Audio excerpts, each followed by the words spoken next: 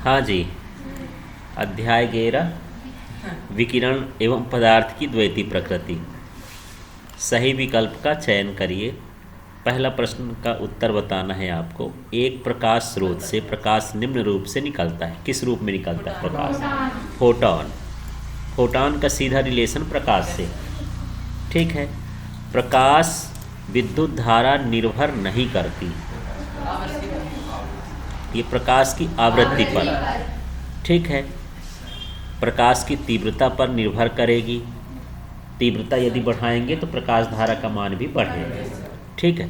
उत्सर्जक पदार्थ, यदि हम पदार्थ को जैसे सीजियम से लिए तो उसमें प्रकाश धारा का मान अधिक होगा, सोडियम लिए या दूसरी धातु लिए तो कम हो जाएगा, सीजियम थोड़ा ज़्यादा सही रहता है।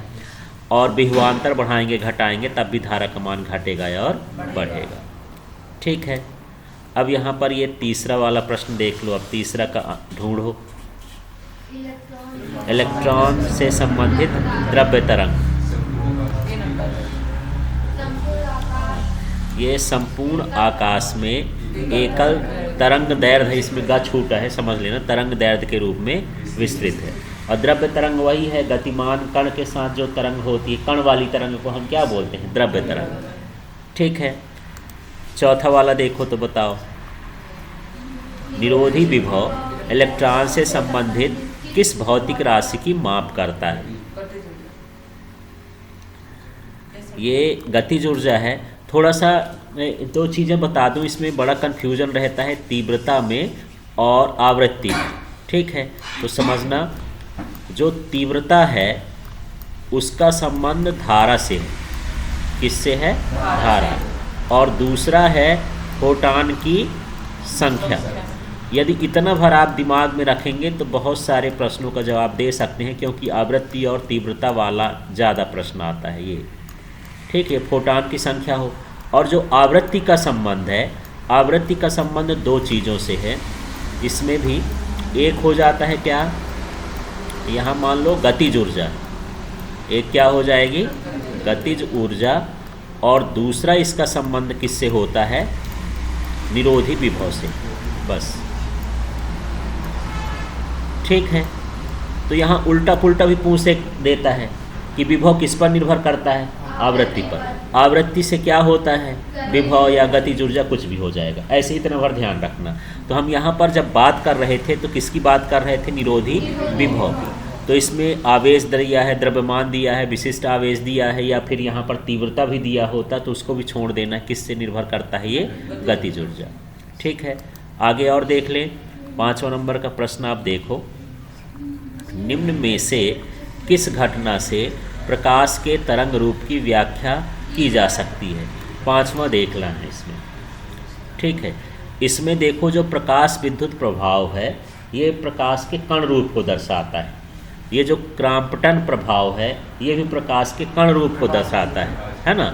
और ये कृष्ण पिंड विकिरण का उत्सर्जन प्रकाश के कणीय प्रकृति को दर्शाता है। लेकिन इसमें पूछता है कि प्रकाश का तरंग रूप कौन दर्शाता है, तो ये क्या हो जाएगा? हाँ, यहाँ यदि व्यतिकरण होता, इसके अलावा ध्रुवण होता या विवर्तन होता, ये सब किसके लिए है? तरंग के लिए। ठीक है। तो इसमें यही पूछता है किससे तरंग रूप की व्याख्या की जा सकती है। अब 6वां देख लो। इलेक्ट्रॉन के तरंग प्रकृति की खोज किसने की थी? तो इसका सही ऑप्शन क्या है? डी ब्रॉगली है। जो हम लोग देखें ना, गतिमान कण के साथ संलग्न तरंग, तो इलेक्ट्रॉन भी क्या है? कण है ना। तो कण की तरंग को क्या बोलते हैं? डी ब्रॉगली या द्रव्य तरंग। ठीक है। ये 5वां देखो। 150 वोल्ट के विभवांतर से त्वरित इलेक्ट्रॉन से संबद्ध तरंग दैर्ध्य होगी, तो इसका मान, ये सूत्र हट गया है डेविसन जर्मर वाला, लेकिन ये इसका मान कितना है? 1 एंगस्ट्रॉम। यहाँ पर देखो अगला, एक फोटॉन का संवेग p है तो इसकी तरंग दैर्ध्य होगी। तो इसका सूत्र क्या है? b h/p। सूत्र ऐसा होता है, थोड़ा देखना, लैम्डा बराबर h/mc होता है ऐसा। ये फोटॉन के लिए ना। ठीक है। और इसी को आगे मैं लिख दूं तो ये हो जाएगा h/p। अब p क्यों हो गया? ये हुआ द्रव्यमान, ये हुआ वेग। द्रव्यमान और वेग का गुणनफल क्या कहलाता है? संवेग। तो यहाँ पर हमसे क्या पूछा है कि तरंग दैर्घ्य, हाँ ये नीचे वाला तरंग दैर्घ्य क्या होगा यदि संवेग दिया है तो क्या हो जाएगा? h/p। ये लैम्डा का मान, लैम्डा माने तरंग दैर्घ्य। ठीक है, इस तरह से इसको निकाल लेंगे। अब 9वां नंबर का प्रश्न आप देखो, किसी धातु ठंडे कैथोड से इलेक्ट्रॉन उत्सर्जन के लिए आवश्यक प्रबल विद्युत क्षेत्र की कोटि होती है। तो हम जब इलेक्ट्रॉन उत्सर्जन पढ़ रहे थे तो उसमें 3 तरह के इलेक्ट्रॉन उत्सर्जन पढ़े थे, प्रकाश विद्युत उत्सर्जन, तापायनिक उत्सर्जन और क्षेत्र उत्सर्जन। क्षेत्र उत्सर्जन में हम पढ़े थे कि यदि प्रबल विद्युत क्षेत्र लगाएंगे तो धातु की सतह से इलेक्ट्रॉन निकलेंगे। तो कितना हम लगाएंगे उसका मान चाहिए। तो क्या है इसमें? हाँ, ये है 10⁸ वोल्ट प्रति मीटर। इतना जब हम विद्युत क्षेत्र लगाएंगे तब उससे इलेक्ट्रॉन का उत्सर्जन होगा। फिर यहाँ पर 10वां नंबर, इलेक्ट्रॉन की खोज किसने की थी, है ना? तो इलेक्ट्रॉन की खोज का संबंध किससे है? जे थॉमसन से। फिर इसका 11वां प्रश्न देख लो, ऊर्जा E के फोटान का संवेग होगा। अब यहाँ पर हमको संवेग निकालना है। ठीक है, तो थोड़ा सा देखना, हमारे पास ये सूत्र होता है E = mc²। ठीक है, इसको हम इस तरह से लिख सकते हैं, थोड़ा ध्यान देना। ये मैं लिख सकता हूँ mc और इनटू में क्या कर दूँ c। यहाँ c² है ना, तो c² के 2 हो गए, है ना? तो c 2 बार लिख दिया। mc को क्या लिख सकते हैं, अभी पढ़े हैं p, तो ये हो गया pc। अब मुझे p पूछता है कि संवेग क्या होगा, तो क्या होगा? इस c का क्या कर दूँ? पक्षांतर, बटे में लगाऊँ, है ना? तो E बटे क्या लिख दूँ? C। जब E बटे C लिखूंगा तो इधर क्या बचेगा इस हिसाब से? तो क्या बचेगा? P। तो यही तो पूछता है संवेग का मान क्या होगा, तब इसमें से देख लो। तो क्या हो जाएगा? E बटे C, ऐसे करके। ठीक है, तो चलो अगला प्रश्न देखते हैं। रिक्त स्थानों की पूर्ति करिए। प्रकाश विद्युत प्रभाव में प्रकाश ऊर्जा का खाली स्थान ऊर्जा में स्थानांतरण होता है। किस में होगा? विद्युत। प्रकाश विद्युत प्रभाव मतलब ये प्रकाश को किस में बदलेगा? विद्युत में। तो प्रकाश ऊर्जा किस ऊर्जा में बदलेगी? विद्युत ऊर्जा में। तो यहाँ पर क्या भरेंगे? विद्युत ऊर्जा। ठीक है, अगला देख लो, विकिरण की प्रकृति खाली स्थान होती है ना। तो ये किस प्रकार का प्रकृति होता है? द्वैती प्रकृति। यहाँ पर क्या आ जाएगा? द्वैती। अगला देख लेते हैं, द्रव्य तरंगों का प्रदर्शन खाली स्थान प्रयोग द्वारा किया गया है। तो इसमें डेविसन जर्मर का प्रयोग है ना। द्रव्य तरंगों को दिखाने के लिए डेविसन और जर्मर ने प्रयोग किया था। तो इसमें यही पूछता है, द्रव्य तरंग या डी ब्रागली तरंग को किसने दिखाया? तो किसने दिखाया? डेविसन और जर्मर ने। चौथा देखो, प्रकाश विद्युत प्रभाव की व्याख्या सबसे पहले किसने की? हाँ, यहाँ पर क्या हो जाएगा? आइंस्टीन। ठीक है, फिर 5वां नंबर, फोटान का विराम द्रव्यमान खाली स्थान होता है शून्य। यहाँ पर क्या भर देंगे? शून्य। अब 6वां देखते हैं, धातु की सतह से इलेक्ट्रॉन उत्सर्जन के लिए आवश्यक ऊर्जा को खाली स्थान कहते हैं। हाँ, यहाँ पर देहली ऊर्जा भी लिख सकते हो और कार्य फलन भी लिख सकते हैं, एक ही चीज़ है, 2 नाम है। ठीक है, तो इसमें समझ में आ गया, इसमें क्या भरेंगे? कार्य फलन या फिर देहली ऊर्जा। अब ये 7वां नंबर का प्रश्न है, उत्सर्जित इलेक्ट्रॉनों की गतिज ऊर्जा आपतित प्रकाश की खाली स्थान के रैखिक रूप से परिवर्तित होती है। इसको सोचो समझो। इलेक्ट्रॉनों की गतिज ऊर्जा का संबंध किससे होगा? प्रकाश की आवृत्ति से। अभी बताया कि प्रकाश की आवृत्ति, गतिज ऊर्जा, विभव, ये तीनों साथी। ठीक है, और वहाँ पर तीव्रता, धारा और संख्या फोटानों की, ये तीनों साथी। ठीक, तो इसमें क्या भरोगे? आवृत्ति। अब इसमें देख लो तो 8वां, प्रकाश विद्युत धारा आपतित प्रकाश की खाली स्थान की अनुक्रमानुपाती होती। अब ये विद्युत धारा की बात कर रहा है, प्रकाश विद्युत धारा, तो प्रकाश की किससे संबंध होगा? तीव्रता से। ठीक है। धारा का संबंध किससे होता है? तीव्रता से। और गतिज ऊर्जा का संबंध किससे होता है? आवृत्ति से। ठीक है। अगला देख लेते हैं, 9वां प्रश्न है, फोटान का संवेग p बराबर खाली स्थान होता है। हाँ, तो यहाँ पर क्या हो जाएगा? mc। ठीक है। अगला प्रश्न देखते हैं, 10वां है, फोटान विद्युत क्षेत्र एवं चुंबकीय क्षेत्र से विक्षेपित नहीं होते क्योंकि फोटान, हाँ, ये उदासीन होते हैं, या कह सकते हो इनमें कोई आवेश नहीं पाया जाता। दो तरह से, तो इसमें क्या भर देंगे? उदासीन। ठीक है। अब यहाँ पर 11 नंबर का प्रश्न है, प्रकाश विद्युत उत्सर्जन बिना समय पश्चाता के एक प्रक्रिया है। तो जब हम वहाँ पर नियम पढ़ रहे थे, प्रकाश विद्युत प्रभाव के नियम, तो उसमें पहला नियम था कि आपतित प्रकाश और उत्सर्जित इलेक्ट्रॉन के बीच कोई समय पश्चाता नहीं होती, कुछ समय नहीं लगता। तो यहाँ पर हमको बताना है कि उस प्रक्रिया को क्या बोलेंगे। तो यहाँ पर होगा तात्क्षणिक। इसमें क्या लिखना पड़ेगा? तात्क्षणिक। तात्क्षणिक का मतलब तुरंत, उसी क्षण जो होता है उसको हम क्या बोलते हैं? तात्क्षणिक। कि जैसे ही प्रकाश पड़ेगा वैसे इलेक्ट्रॉन का उत्सर्जन होगा। तो यहाँ पर क्या भरोगे आप? हाँ, तात्क्षणिक भर देना है। इसके बाद 12 नंबर का है, धातु की सतह से इलेक्ट्रॉन निकलने की क्रिया को खाली स्थान कहते हैं। ये इलेक्ट्रॉन का उत्सर्जन। ठीक। फिर 13 नंबर का है, लेनार्ड के प्रयोग में प्रकाश धारा के अधिकतम मान को खाली स्थान कहते हैं। हाँ, यहाँ पर क्या हो जाएगा? संतृप्त धारा।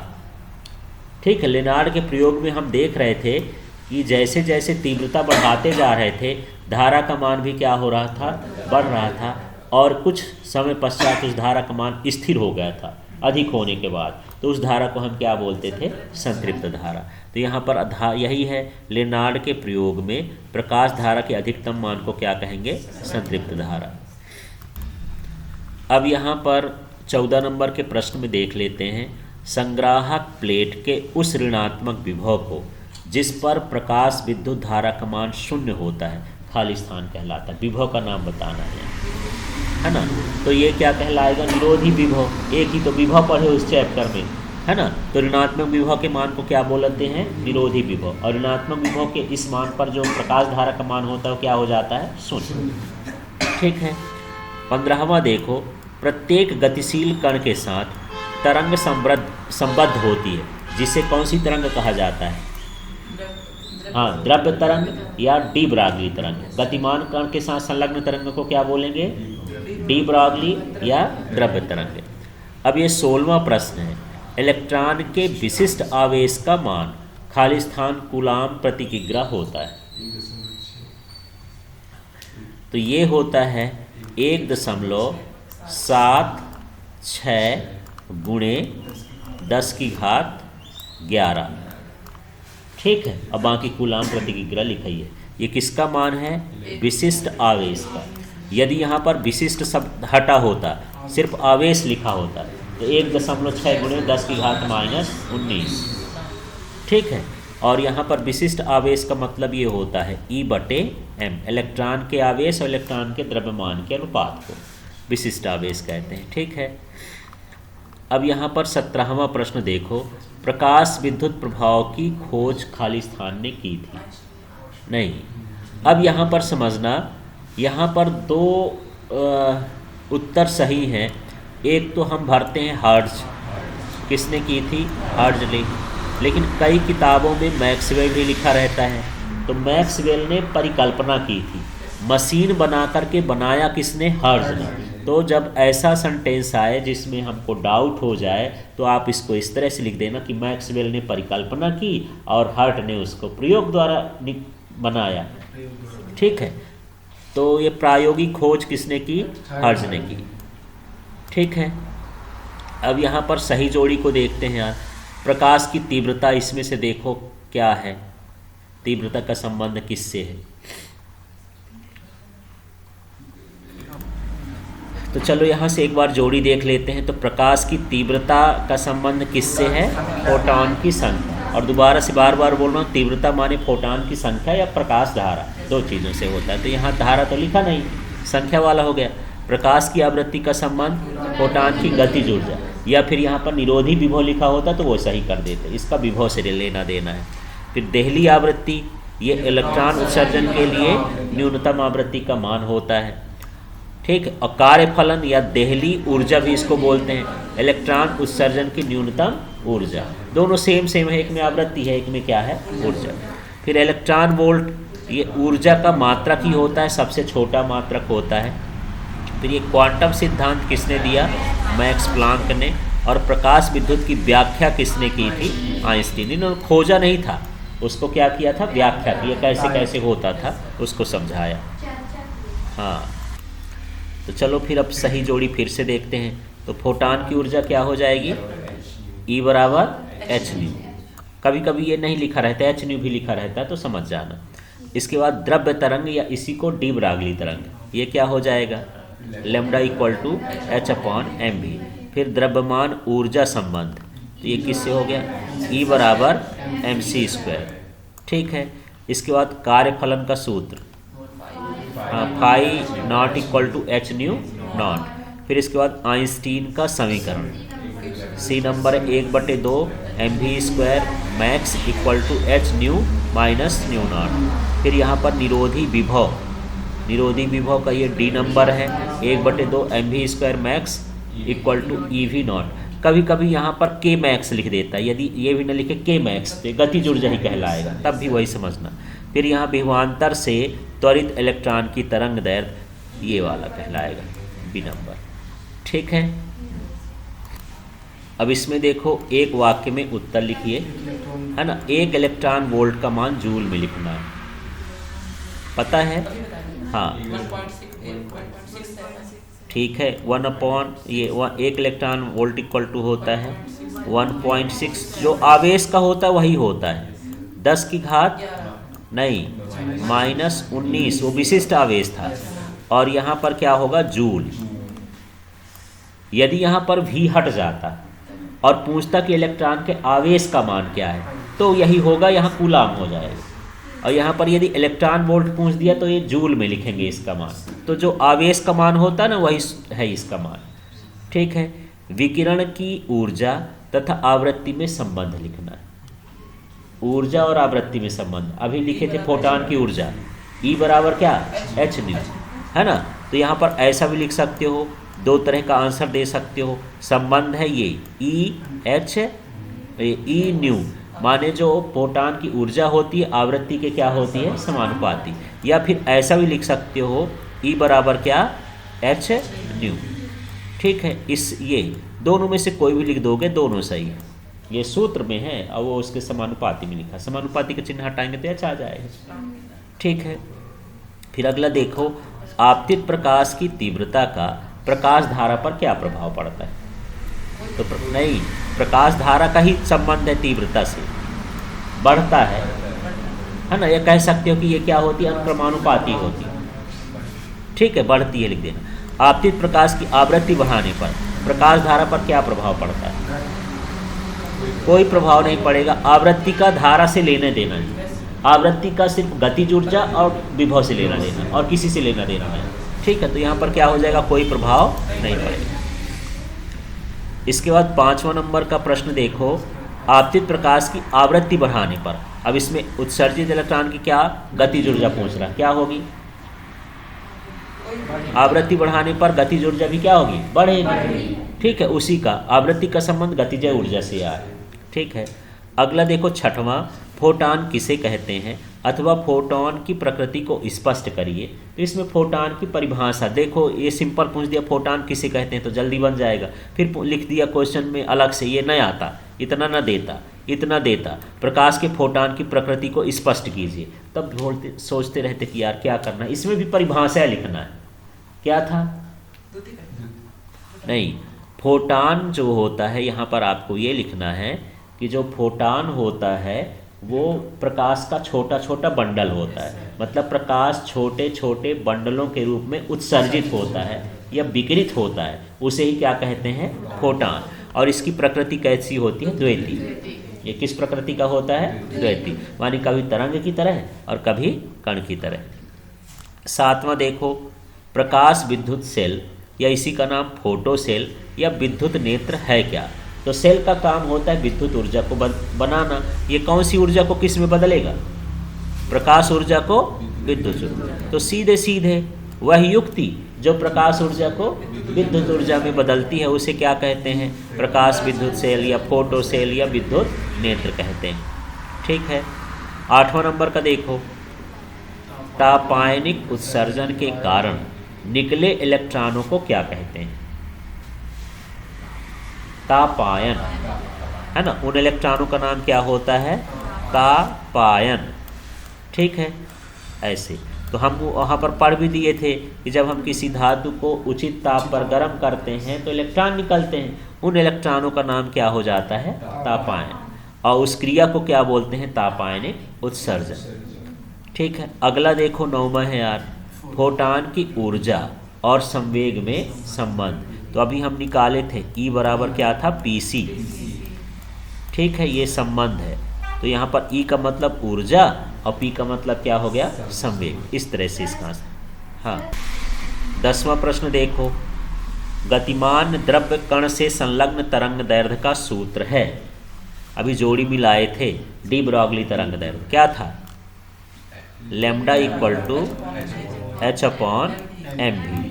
ठीक है, सूत्र लिखने के बाद इनको बता भी देना कि लैम्डा माने हो गया तरंग दैर्घ्य, h माने प्लांक नियतांक, m माने कण का वेग, एक कण का द्रव्यमान, और v माने कण का वेग। ठीक है, अब यहाँ 11वां नंबर का प्रश्न देखो, प्रकाश विद्युत उत्सर्जन के लिए सामान्यतः कौन सी धातुएं प्रयुक्त की जाती हैं? तो इसमें जो सीजियम धातु होती है, सीजियम है ना, उसका संकेत Cs होता है। तो ये धातुएं जल्दी प्रकाश संवेदी होती, माने जल्दी इलेक्ट्रॉनों का उत्सर्जन करती, तो ऐसी धातु का, सीजियम धातु का उपयोग किया जाता है। ठीक है, 12वां नंबर देखो, पदार्थ का कार्यफलन का मान किस पर निर्भर करता है? तो ये सिर्फ पदार्थ पर निर्भर करता है। कार्यफलन का लेना देना सिर्फ किससे है? पदार्थ। माने यदि पदार्थ बदला तो कार्यफलन का मान बदल जाएगा, पदार्थ वही है तो कार्यफलन फिर वही रहेगा। ठीक है, अगला देखना यार 13 नंबर का प्रश्न क्या कहता है, प्रकाश विद्युत प्रभाव के लिए एक प्रयोग में अंतक वोल्टता, अंतक वोल्टता या निरोधी विभव, ये नया नाम आपको सुनने के लिए मिल रहा ना, क्या है? अंतक वोल्टता। इसी का दूसरा नाम क्या हो गया? निरोधी विभव। ये मान दिया इतना तो उत्सर्जित इलेक्ट्रॉन की गतिज ऊर्जा क्या होगी? तो सबसे पहले जो हमको दिया है, ये दिया है V0। ये किसका मान हो गया? V0। V0 बराबर कितना है? 1.5। ठीक है, 1.5 वोल्ट हो गया। ठीक है, ये कैसे लिखा है? अब यहाँ पर हमको क्या निकालना है? गतिज ऊर्जा। तो अभी सूत्र हम लिख रहे थे 1/2 mv² बराबर EV0। तो इसको हम इस तरह से भी लिख सकते हैं K मैक्स। ठीक है, और K मैक्स बराबर क्या होता है? EV0 होता है। ठीक है, सूत्र में K मैक्स भी लिख सकते हैं, गतिज ऊर्जा, गतिज ऊर्जा का सूत्र क्या होता है? 1/2 mv², उस तरह भी लिख सकते हैं। ठीक है, अब यहाँ पर हमको क्या करना है? E की जगह तो E ही रहने देंगे, ये E रख दिए, गुणे V0 का मान कितना है? हाँ, 1.5 वोल्ट। अब यदि यहाँ पर E का मान कुछ नहीं रखना है, सीधे E को इधर लिख देना है, तो क्या बनेगा? 1.5 EV, बस ये ऊर्जा हो गई इसका। ठीक, आगे कुछ हल नहीं करना है। तो 1.5 इलेक्ट्रॉन वोल्ट इसकी क्या हो जाएगी? ऊर्जा। ठीक, अब यहाँ पर आते हैं, चलो तो अब 2 अंकों के प्रश्नों को समझ लेते हैं, और इसमें क्या है? कार्यफलन को समझाइए। ठीक है, तो धातु की सतह से इलेक्ट्रॉन उत्सर्जित करने के लिए आवश्यक न्यूनतम ऊर्जा को धातु का कार्यफलन कहते हैं। यदि यहीं पर देहली आवृत्ति दिया होता तो ऊर्जा की जगह सिर्फ क्या लिख देना? आवृत्ति, तो उसकी परिभाषा बन जाती। थोड़ा सा इसके आगे और जोड़ देते हैं कि जिसके नीचे इलेक्ट्रॉन का उत्सर्जन संभव नहीं होता, तो सेम है दोनों। ठीक है, और इसका सूत्र लिखा है कार्यफलन का φ h न्यू। तो φ का मतलब क्या हो गया? कार्यफलन, h का मतलब क्या हो गया? प्लांक नियतांक, और न्यू नॉट का मतलब हो गया देहली आवृत्ति। फिर अगला देख लो, इलेक्ट्रॉन का उत्सर्जन। तो धातु की सतह से इलेक्ट्रॉन उत्सर्जित होने की घटना को इलेक्ट्रॉन उत्सर्जन कहते हैं। ये कितने प्रकार का है? ये प्रकाश विद्युत उत्सर्जन, क्षेत्र उत्सर्जन और तापायनिक उत्सर्जन। ठीक है, इसके बाद यहाँ इसका तीसरा प्रश्न देखते हैं। आइंस्टीन का प्रकाश विद्युत समीकरण लिखिए। तो ये है 1/2 mv² मैक्स बराबर h new minus nu not. तो हाँ कर सकते हो। अब यहाँ पर m का मतलब इलेक्ट्रॉन का द्रव्यमान और ये इलेक्ट्रॉन का अधिकतम वेग, मैक्स लगा है तो अधिकतम वेग बोल देंगे। h का मतलब प्लांक नियतांक, न्यू का मतलब आवृत्ति, हाँ, और न्यू नॉट का मतलब देहली आवृत्ति। फिर ये चौथा नंबर हम देख लेते हैं। चौथा नंबर क्या है? विकिरण की द्वैती प्रकृति को स्पष्ट करिए। तो यहाँ पर प्रकाश तरंग एवं कण दोनों की तरह व्यवहार करता है, इसे ही प्रकाश की क्या कहते हैं? द्वैती प्रकृति। जैसे मान लो उदाहरण है ये व्यतिकरण है, तो ये प्रकाश के तरंग प्रकृति को बताता है, और जो प्रकाश विद्युत प्रभाव है वो प्रकाश की कौन सी प्रकृति को बताता है? कणीय प्रकृति या कण प्रकृति को बताता है। ठीक है, पांचवा क्या कहलाएगा? हाँ, तापायनिक उत्सर्जन से क्या आशय है? इसके लिए धातु के क्या गुण होना चाहिए? तो धातु को उच्च ताप पर गर्म करने पर उसकी सतह से इलेक्ट्रॉन उत्सर्जित होने की क्रिया को क्या कहेंगे? तापायनिक उत्सर्जन। अब इसके लिए धातु का गुण क्या होना चाहिए? धातु का कार्यफलन कम हो। जब कार्यफलन कम होता है तो कम ऊर्जा में इलेक्ट्रॉन निकल जाएगा, जल्दी से निकलेगा। और धातु का गलनांक उच्च हो कि हम उसको गर्म करें तो पिघले ना। ठीक है, अब इसका छठवां प्रश्न देखो। डी ब्रागली तरंग दैनिक जीवन में दृष्टिगोचर नहीं होती। दृष्टिगोचर का मतलब दिखाई नहीं देती। क्यों नहीं दिखाई देती? क्योंकि कणों का द्रव्यमान अधिक होता है। तो हाँ, तरंग दैर्घ्य का मान क्या होता है? कम। और ये सूत्र जानते हैं, lambda equal to h/m। m ज़्यादा तो लैम्डा का मान कम। अगला प्रश्न देखते हैं, निरोधी विभव किसे कहते हैं? तो वही आपतित प्रकाश की निश्चित आवृत्ति पर, ये कंडीशन है, इसको जोड़ना पड़ेगा। ठीक है, फिर ये ऋणात्मक विभव का वह मान जिस पर प्रकाश धारा का मान शून्य हो जाता है, उसे ही निरोधी विभव कहेंगे। अभी हम देख रहे थे कि उसमें अंतक भी वोल्टता भी लिखता है, तो इसको अंतक वोल्टता भी बोलते हैं। यही अंतक वोल्टता की परिभाषा हो जाएगी। और यहाँ पर क्या होता है? इस स्थिति में इलेक्ट्रॉन की जो गतिज ऊर्जा है स्थितिज ऊर्जा के बराबर होती है। तो यहाँ पर ये सूत्र लिखे हैं, दोनों में से दोनों चाहे लिख सकते हो, एक ठो लिख देना। यहाँ पर के मैक्स इक्वल टू क्या हो गया? EV not. तो के मैक्स का मतलब गतिज ऊर्जा, EV नॉट का मतलब स्थितिज ऊर्जा। ठीक है, के मैक्स को 1/2 mv² मैक्स बराबर EV नॉट लिखते हैं। तो यह m का मतलब इलेक्ट्रॉन का द्रव्यमान, Vx का मतलब इलेक्ट्रॉन का वेग, E का मतलब इलेक्ट्रॉन का आवेश और V नॉट का मतलब क्या हो जाएगा? निरोधी विभव। क्या है? द्रव्य तरंगे किसे कहते हैं? इनके गुण। तो क्या हो जाएगा? गतिमान कण के साथ संलग्न तरंगों को द्रव्य तरंग कहते हैं। विशेषताएं क्या है? ये तरंगे विद्युत चुम्बकीय तरंगें या यांत्रिक तरंगें नहीं होती हैं। ठीक है, इसी को सत्य असत्य में भी पूछ लेता है, नहीं है तो ये सत्य हो जाएगा। ठीक, हाँ, ये तरंगें निर्वात में भी गमन कर सकती हैं। ये तरंगें कण के आवेश और प्रकृति पर निर्भर नहीं करती। कण में कितना आवेश है, कण लोहे का बना है कि सोना का बना है कि चांदी का बना है, उससे कोई लेना देना नहीं। ठीक है, इसके बाद फिर अगला प्रश्न देखते हैं। तो अगला प्रश्न है ये देहली आवृत्ति का, है ना। आपतित विकिरण की न्यूनतम आवृत्ति जिसके नीचे धातु की सतह से इलेक्ट्रॉन का उत्सर्जन संभव नहीं होता, उसे क्या कहते हैं? देहली आवृत्ति। फिर 14वां है प्रकाश विद्युत प्रभाव किसे कहते हैं? तो जो हम लोग अभी प्रकाश विद्युत उत्सर्जन पढ़े थे वही चीज़ प्रकाश विद्युत प्रभाव भी है, एक ही नाम है वो। तो धातु की सतह पर उचित आवृत्ति का प्रकाश आपतित करने पर या डालने पर उसकी सतह से इलेक्ट्रॉन उत्सर्जित होने की क्रिया को प्रकाश विद्युत प्रभाव कहते हैं। फिर 15वां प्रश्न है कि प्रकाश विद्युत प्रभाव में फोटॉन की ऊर्जा किन रूपों में व्यय होती है? तो जब हम उनमें प्रकाश डालते हैं तो यह ऊर्जा 2 रूपों में व्यय होती है। ऊर्जा का कुछ भाग किस में चला जाता है? कार्यफलन में, और φ = h न्यू नॉट, ये कार्यफलन का सूत्र हो गया। और ऊर्जा का शेष भाग, जो ऊर्जा बचती है, वो किस में चली जाती है? उत्सर्जित इलेक्ट्रॉन को गतिज ऊर्जा प्रदान करने में।